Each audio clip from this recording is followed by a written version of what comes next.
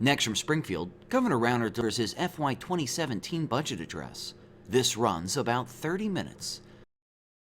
Thank you. Good afternoon.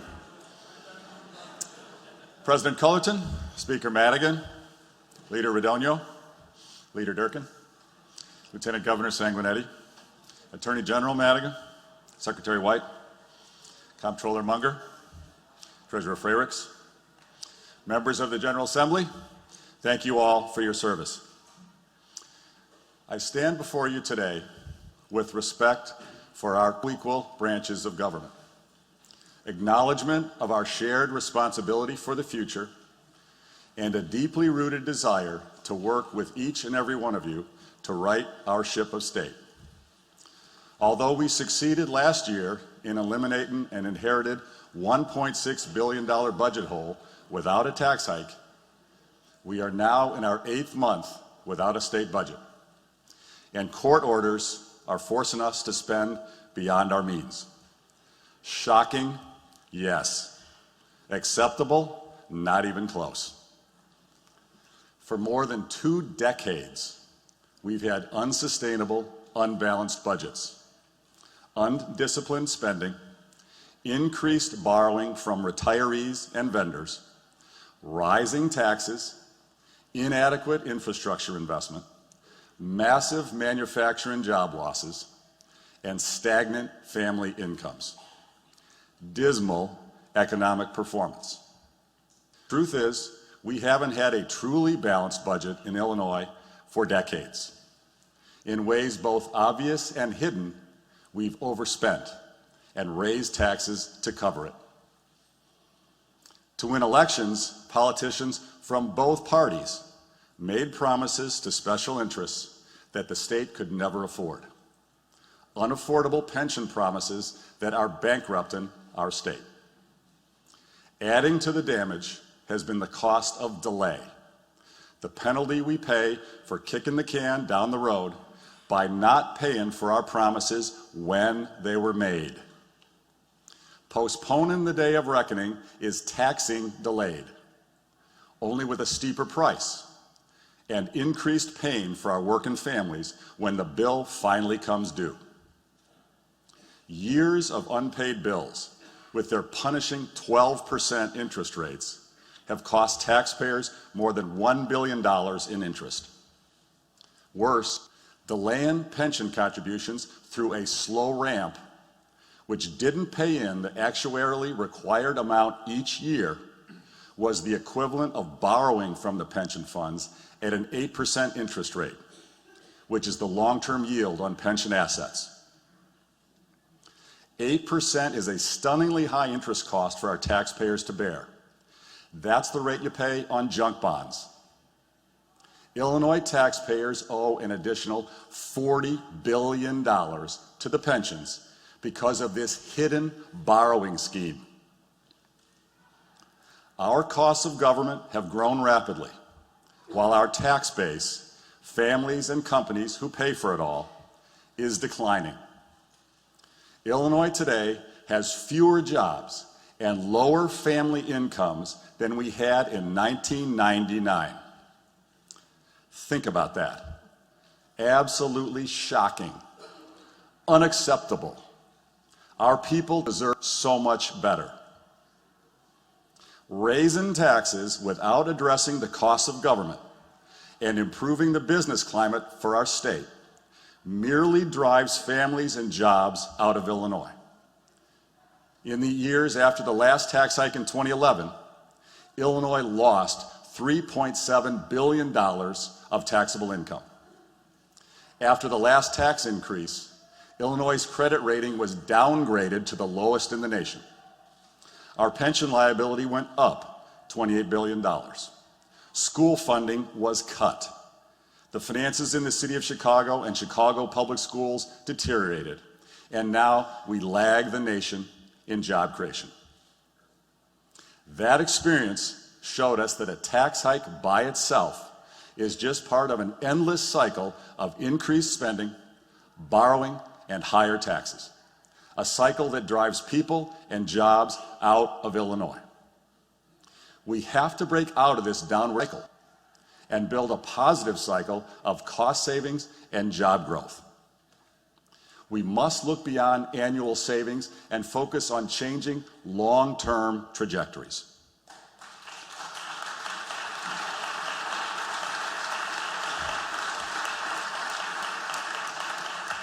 We already know what won't work. For one thing, this year cannot become a rerun of last year. 12 months ago, I proposed a budget with $6 billion in cuts, and it was quickly rejected by the legislature. I offered to work together to find a compromise, but our reform proposals were ignored. Instead, Democratic legislators passed a spending plan that was more than $4 billion out of balance, and I had to veto it. Democrats made it clear won't support enough spending cuts to live within our current revenues. And you won't vote to raise taxes to cut your deficit spending unless Republicans agree to support your tax hike. I won't support new revenue unless we have major structural reforms to grow more jobs and get more value for taxpayers. I'm insisting that we attack the root causes of our dismal economic performance. Those are the dynamics. That leaves us with only two choices. Either you give the executive branch the authority to cut spending to live within our revenues, or we agree together on economic and governmental reforms to accompany a negotiated balance of spending reductions and revenue that ensures that Illinois can be both compassionate and competitive. You choose, but please choose now.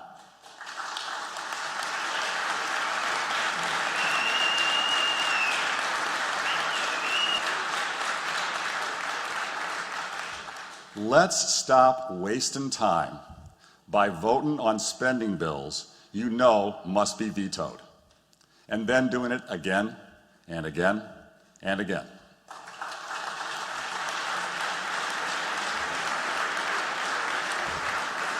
The people of Illinois are sick and tired of this.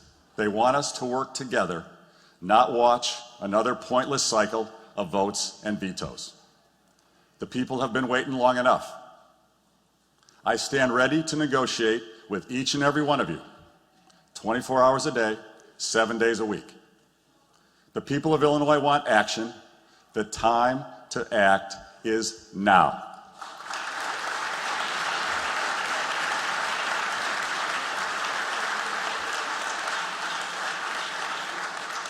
A few weeks ago, one Democratic legislator, someone for whom I have a great deal of respect, told the media that the solution to our problems must include several things: reforms, cuts, and revenues.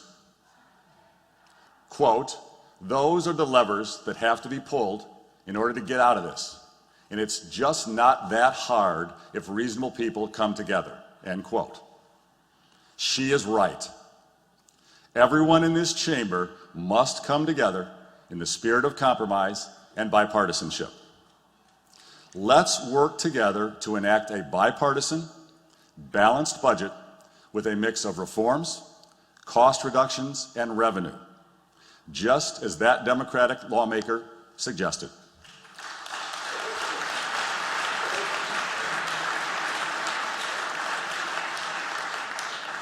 And by reforms, I mean real reforms that will allow Illinois to grow jobs, expand our tax base, and steadily reduce the total tax burden on Illinois families.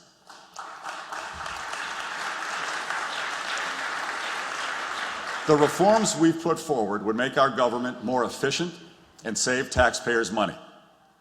We've introduced procurement reform to save $500 million in the coming fiscal year alone. We've begun the work to sell the Thompson Center and save hundreds of millions of dollars.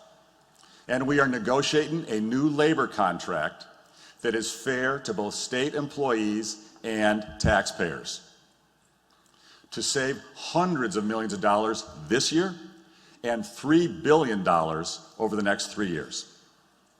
Since last spring, we've been bargaining in good faith with all of the public sector unions whose members serve in state government. We are negotiating on behalf of taxpayers who pay their salaries. We're negotiating on behalf of school children, the vulnerable, the elderly whose services depend on taxpayer funds.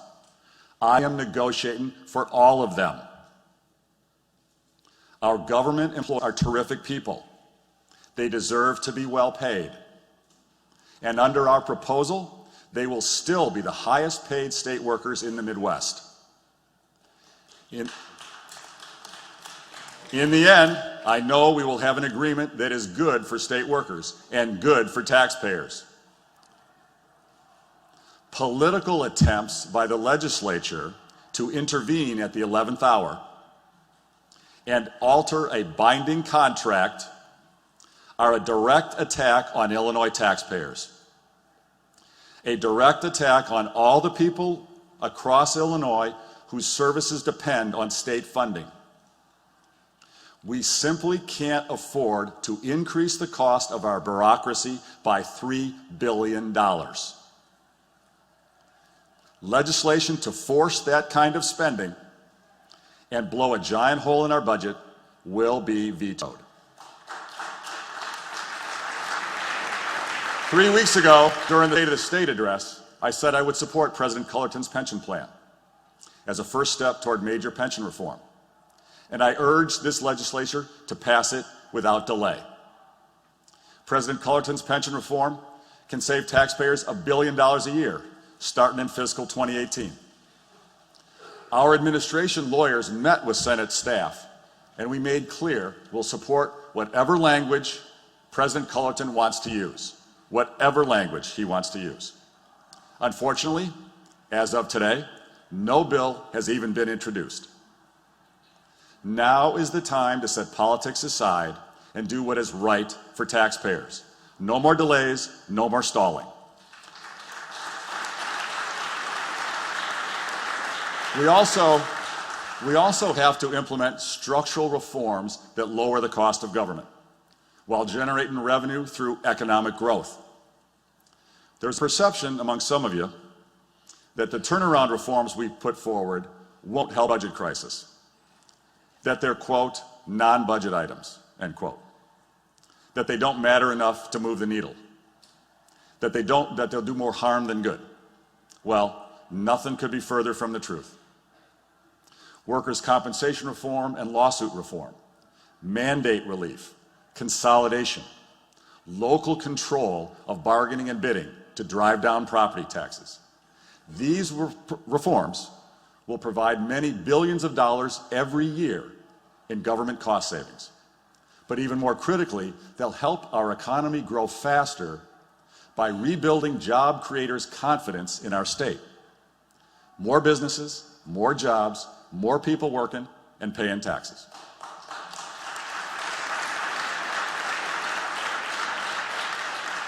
Right now, middle-class families face crushing property tax burdens. They see factory workers in Indiana, Iowa, Wisconsin, and Texas making more than here in Illinois. And they see jobs and opportunity fleeing our state. I'm fighting for those middle-class families every single day.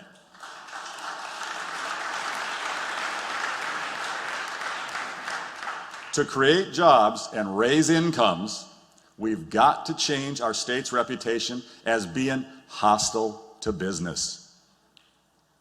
If our workers' comp costs were in line with the median, if our tort system was typical of most states, if our property taxes were average for America, if our government had long-term fiscal discipline with structural balanced budgets that restored confidence in our financial future, then Illinois would become much more attractive to business, and our economic growth rate would rise from the bottom.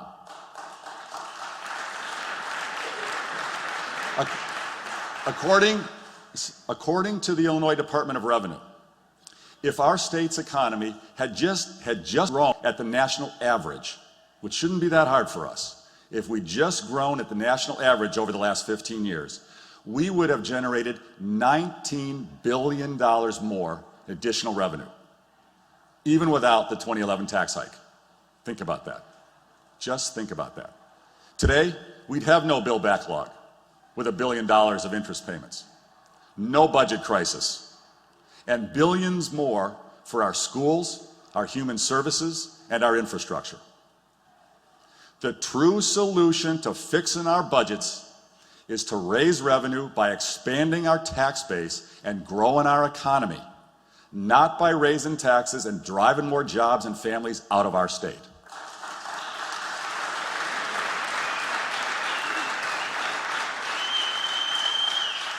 My point is this: we need to change the way we think about the budget. This isn't a binary choice between program cuts and revenue increases. This is about economic growth and opportunity, a more efficient government with more value for taxpayers, a better future for everyone in Illinois.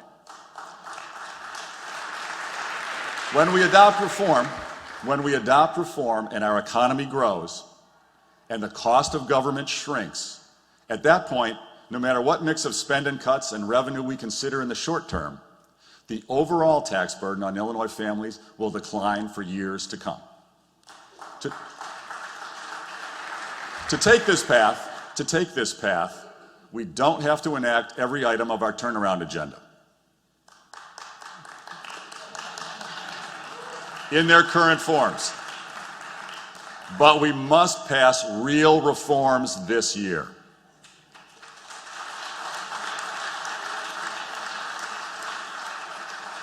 The savings for taxpayers from our turnaround reforms would increase over time and could be many billions of dollars a year, potentially much larger than our current annual deficit.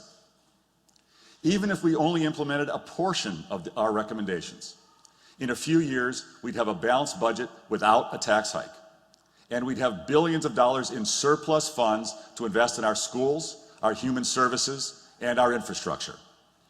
We'd be putting a priority on the next generation, not the next election. Let's commit today to working together to enact a reform agenda alongside a responsible, compassionate budget that together forms a sensible, long-term financial future for our beloved state.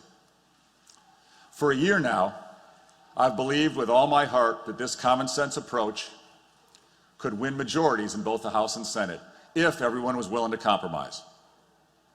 But as elected officials, you have to deal with political realities: primary elections, special interests, campaign supporters.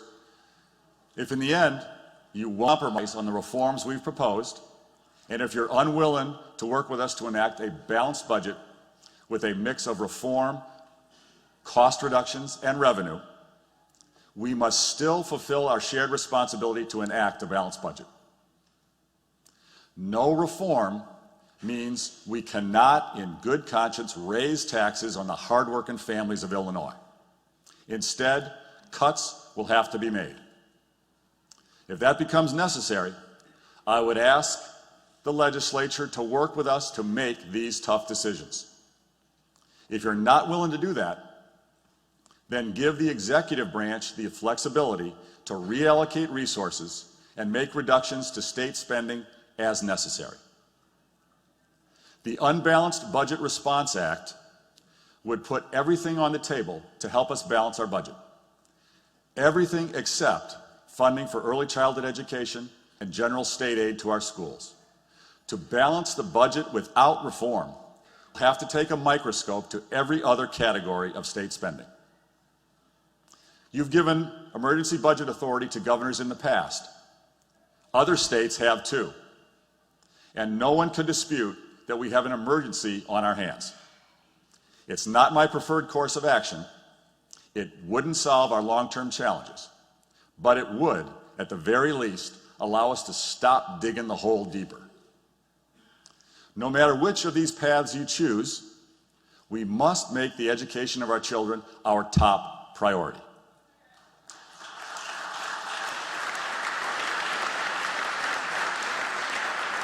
The one thing I won't back down on the one thing that's non-negotiable for me is increasing education funding.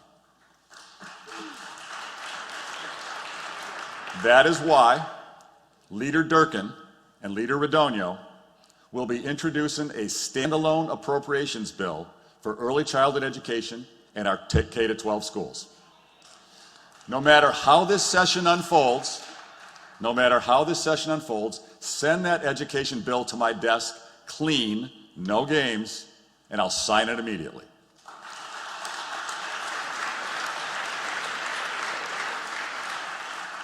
The greatest investment we can make as a community is in our children. And the earlier we begin, the bigger the return. That is why our budget for early childhood education increases state support by $75 million, a nearly 25% increase. With that level of funding, we can keep more than 85,000 kids in preschool and create 2,900 more full-day preschool slots. The $393 million this budget proposes investing in early childhood education is the most in state history and will allow us to make giant strides towards ensuring every child in Illinois enters kindergarten with a chance to succeed.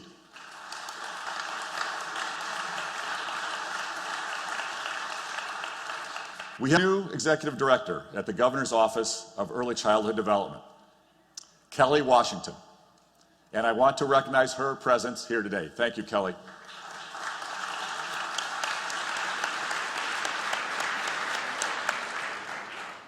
Our budget also proposes fully funding the General State Aid Foundation level for the first time in 7 years.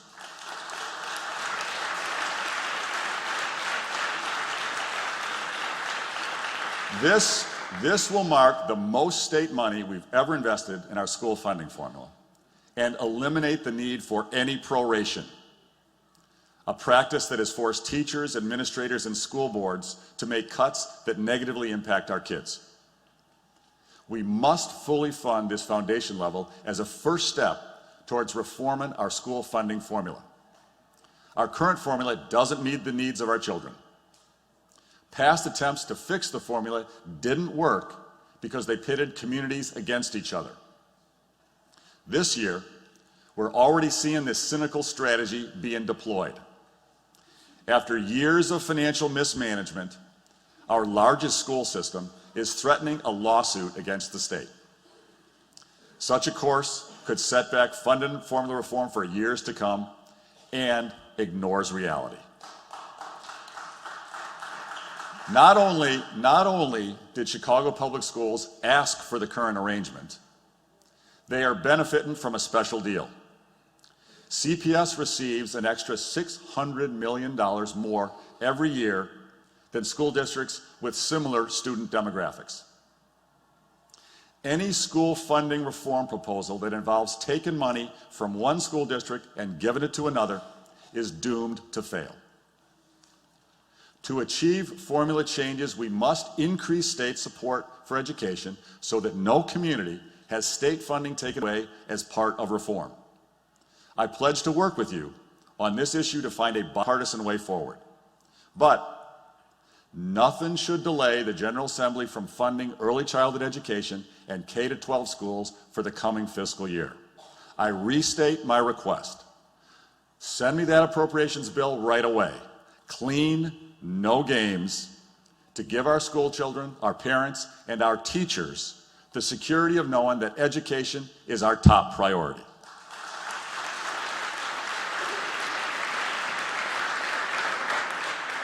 Send me that education bill for students all across Illinois.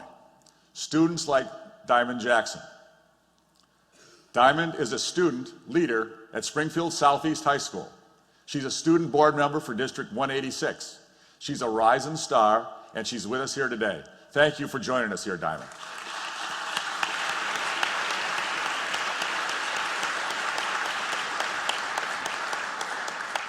Send me that education bill so that every student like Diamond has the opportunity to succeed.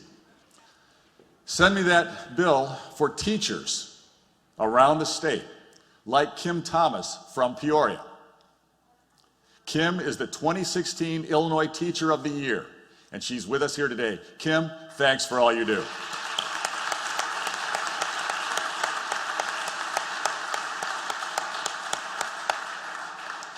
Send me that bill right away and make sure teachers like Kim have the resources they need to give our kids a world-class education. Ladies and gentlemen, the paths before us are well defined. Now it's time to choose.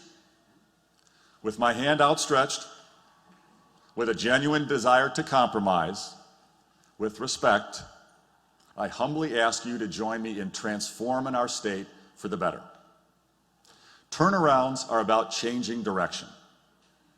From loss to growth, from decline to expansion, from deficit to surplus. For the economy, for jobs, for taxpayers, for our children, for our future. Right now, we're headed in the wrong direction, and we have been for a long time. We need to work together to change the trajectory.